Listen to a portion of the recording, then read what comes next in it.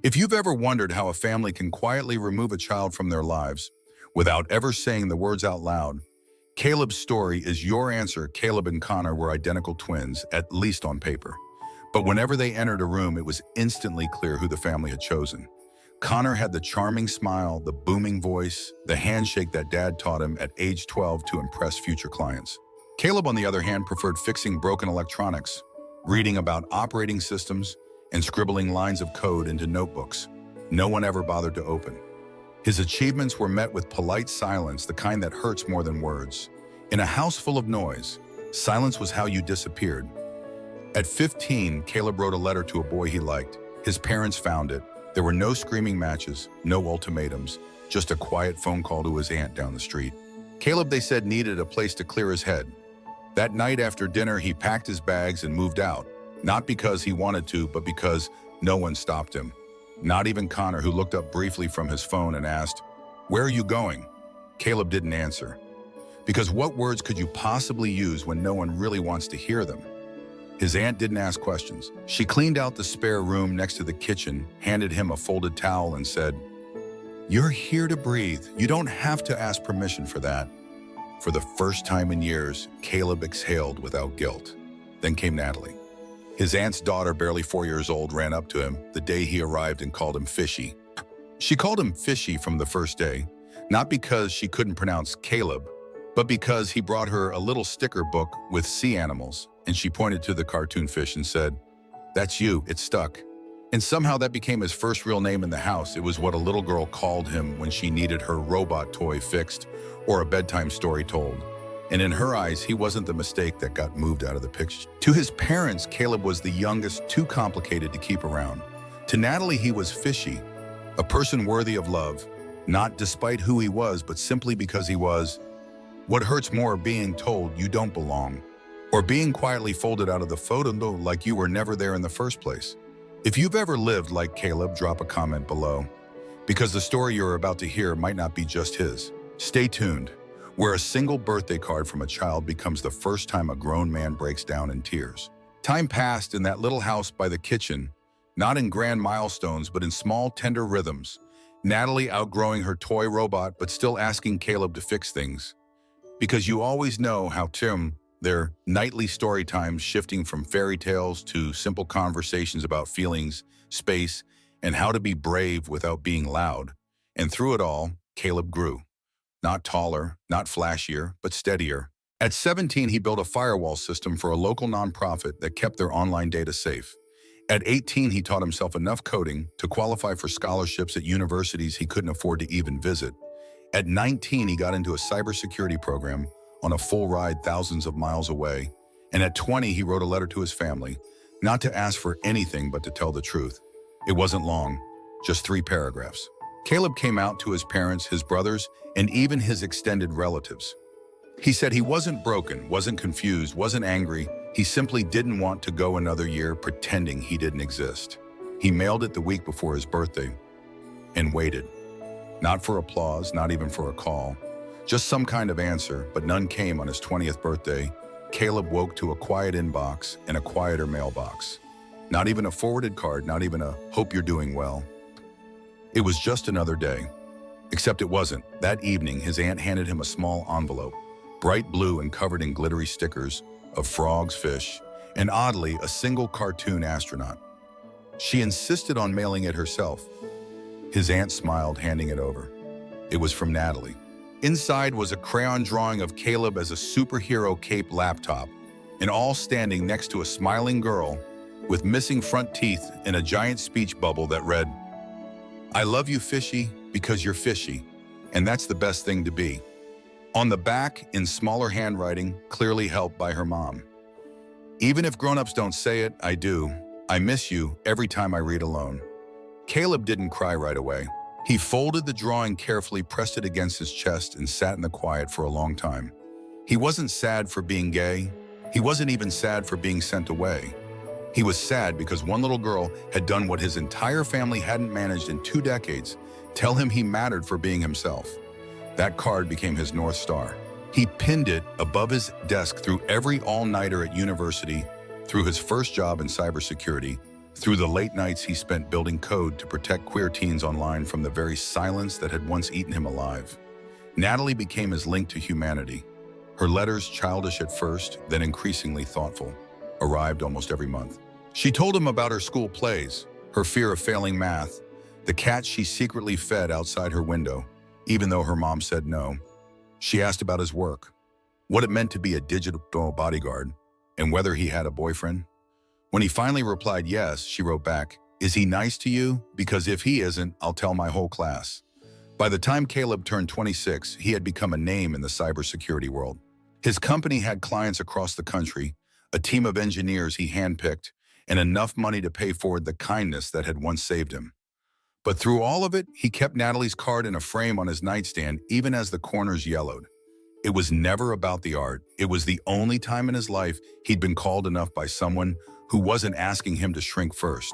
He hadn't heard from his parents in years. Not after the letter, not after the scholarship. Not even after a local paper wrote about his work with LGBTQ+ youth. It was like they'd simply rewritten the story of the twins, edited out. The one who didn't fit the page but Natalie.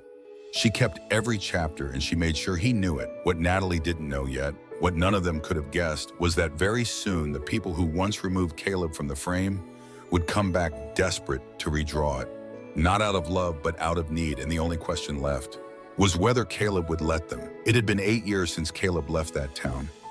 8 years since he'd stepped foot in the home that sent him away without ever saying the words. In those 8 years, he built a life brick by brick, line by line of code built it, so strong and so far removed from the version of himself they used to shrink into corners. He had a name in tech now, a startup that raised millions in funding, and a quiet apartment in Seattle with plants that finally stopped dying because he remembered to water them. Peace didn't come quickly, but it came and it stayed. Then came the knock. It was a rainy Sunday afternoon, the kind where you sip coffee slower than usual and play the same playlist twice without noticing. Caleb opened the door and froze, not because of the cold wind, but because of the woman standing there. His aunt soaked, holding a handbag too small for the weight on her face. She smiled weakly. "Hi, sweetheart." He hadn't heard her voice in person in years. She looked thinner. Not old, just worn. The kind of worn that only comes from carrying guilt that doesn't even belong to you. Caleb let her in without a word, sat her down, waited. She spoke slowly about Connor, about the real estate project that failed the investors, that sued the bank that called in the loans, about how his parents, in a last-ditch effort to save the family name, had signed over the house, the same one Caleb grew up in, the one he was quietly erased from, to cover Connor's debts, and now it was gone, along with everything they thought they were building. "They were living with your uncle now," she said, "in the old house by the church, but it's not sustainable. Your dad's blood pressure's through the roof. Your mom, well, she's not the same." Caleb didn't flinch. He didn't blink. "Just listen." His aunt reached into her bag, pulled out an envelope. Not legal, not official, just a folded note with numbers scribbled inside. "They need help," she said quietly, "and I know they don't deserve it, but I'm not here on their behalf, Caleb. I'm here because Natalie asked me to come." At that name, something shifted in his chest. The room wasn't colder, just heavier. His aunt continued. She overheard them talking about Connor, about how they've exhausted every option. And then she said, "What about Caleb?" She smiled for half a second. "Still calls you that, you know, never stopped, even when they told her not to bring your name up anymore." Caleb clenched his jaw softly. Of course they did. Easier to forget what made them uncomfortable than to confront it. They never disowned him, no. They just rewrote the narrative. One son in business, one absent. "They're not asking for forgiveness," his aunt added. "They're asking for a lifeline." And Natalie, she just wants to know if you're still the same brother who used to fix her toy robots when no one else had time. It wasn't the guilt that made Caleb's stomach twist. It was the absurdity. The idea that after years of silence, they thought he'd come running because they finally remembered his name. He didn't answer her that day. But that night, he pulled out a box from the back of his closet, the one with old letters, faded drawings, and one crumpled birthday card with, "I love you, Fishy," written in green crayon. He held it to his chest like he used to. And for the first time in years, he let himself ask the question he'd buried for so long. Did they ever miss me, or just the version of me they needed? In the days that followed, he didn't call. Didn't write, but he booked a flight. Not because he was ready to forgive, and definitely not because he thought they changed, but because Natalie deserved to see what resilience looked like up close. What happens next? He would walk back into a room that once shrank to keep him out. He would look them in the eyes, not for validation, but to show them what they lost. And this time he wouldn't be carrying shame. He'd be carrying receipts. The town hadn't changed. The paint chipped in the same places. The corner diners still used laminated menus from 2007. The only thing different now was that Caleb walked through it as a man who no longer needed to be invisible. No longer a shadow trailing behind his twin. No longer the secrets sent away for being too quiet, too gentle, too different. When he arrived at his parents' temporary house, the one they now shared with an uncle who barely remembered his birthday, it didn't feel like a home. It felt like a waiting room. One couch, no art, a television.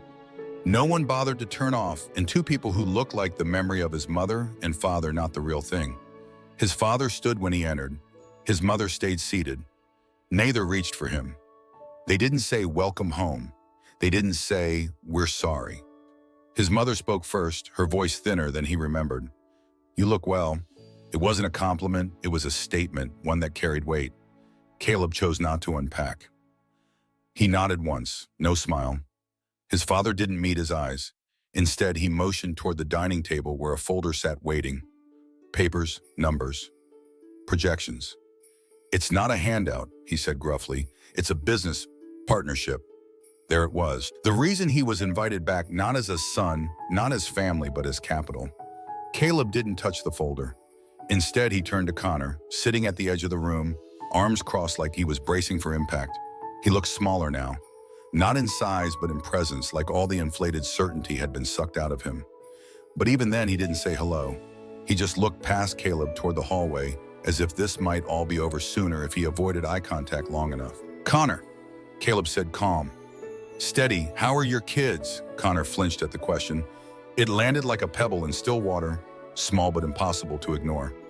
"They're good," he mumbled. "They don't know about all this." Caleb nodded again. "Of course they don't." He walked to the table and sat. Not to negotiate, not to review numbers, but because standing made it feel too much like a performance. Sitting felt like a reckoning. Natalie came in, quietly holding two mugs. She handed one to Caleb with a small smile.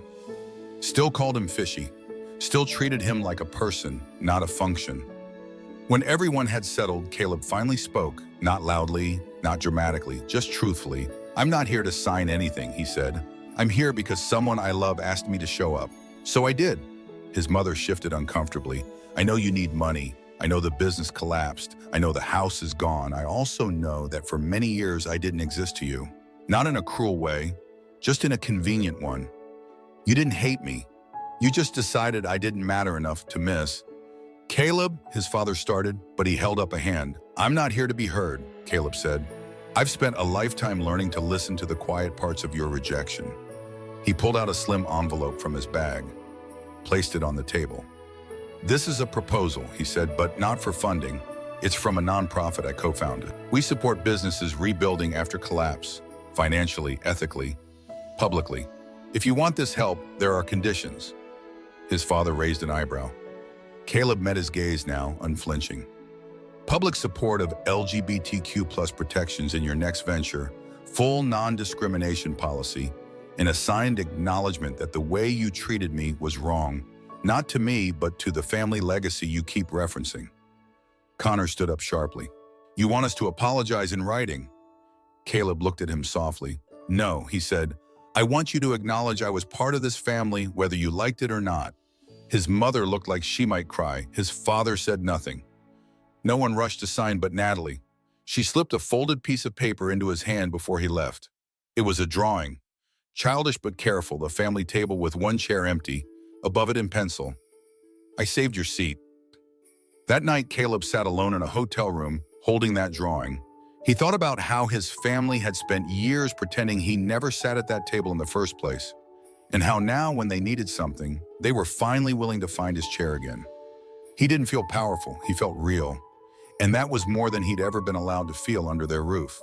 What happens next doesn't depend on whether they accept his proposal. It depends on whether they can finally look him in the eye and call him what he's always been, Not fishy, not forgotten. Not a phase, just family. Caleb left town 2 days later.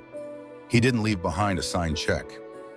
He didn't take the folder of projections his father kept sliding closer across the table, and he didn't wait for an apology that had never learned how to speak. What he left behind was simpler and louder. He left behind a proposal that didn't need his name on a loan, only his principles, a roadmap for his parents and Connor to start over, if they chose to rebuild not just their finances but their beliefs. There were no threats, no ultimatums, just a simple sentence typed at the top. We cannot build new homes on foundations that bury the people who once lived there. They never responded, but that wasn't why he came. He didn't come for them, he came for Natalie. On the morning of his departure, she met him outside the hotel with a bag of chocolate granola bars and a hand-drawn boarding pass to anywhere Brother Fishy wants to fly. It was silly, sweet, and more valuable than anything left in the house they lost. They sat together at a park bench for a long time, no drama, no big goodbyes, just two people who had always saved each other in small, quiet ways. I still don't understand why they don't say sorry, Natalie finally said. Caleb smiled, tired but soft. Some people think admitting they were wrong is the same as losing everything. But they already lost everything, she replied. I know, he took a breath, reached into his bag, pulled out a slim silver USB stick and placed it gently in her palm. What's this? It's yours, he said. It's a copy of the first system I ever built back when you were 5 and thought FishyNet was the coolest thing in the world. I kept upgrading it. Now it's the backbone of a security protocol used by nonprofits to protect LGBTQ+ youth, schools, shelters, support centers. Natalie blinked. You made that? I did. For the kids who never got a seat at the table. She held it like it was something sacred. Why give it to me? Because you saved me a seat, he said. And one day, if you ever forget how powerful your kindness was, plug it in. Every life it protects is because a little girl once sent her brother a crayon drawing and made him believe he was worth keeping. He stood up to go, but paused. They may never understand me, but you never needed to. You just loved me. That night back in Seattle, Caleb sat in his apartment and pinned a new card to the wall, Natalie's boarding pass, next to the old drawing that started it all. Together, they made a kind of altar, not to loss, but to survival, to continuity, to the idea that we can be erased from the stories written by others and still write our own. Weeks later, he got a message from a public school in Texas. They were adopting his security system. The director said it came recommended by a very bright teenage girl named Natalie. It wasn't redemption, it was proof that love, even whispered in the dark, can echo louder than rejection, shouted from rooftops. And that sometimes legacy isn't about the ones who erased you. It's about the ones who remember you without ever needing permission. Has someone ever made you feel like you mattered, even when the world said you didn't, who saved your seat? If this story spoke to something in you, share your thoughts below or send it to someone who needs to know their story isn't over yet. And don't forget, sometimes the smallest voice in the room is the one that keeps your name alive.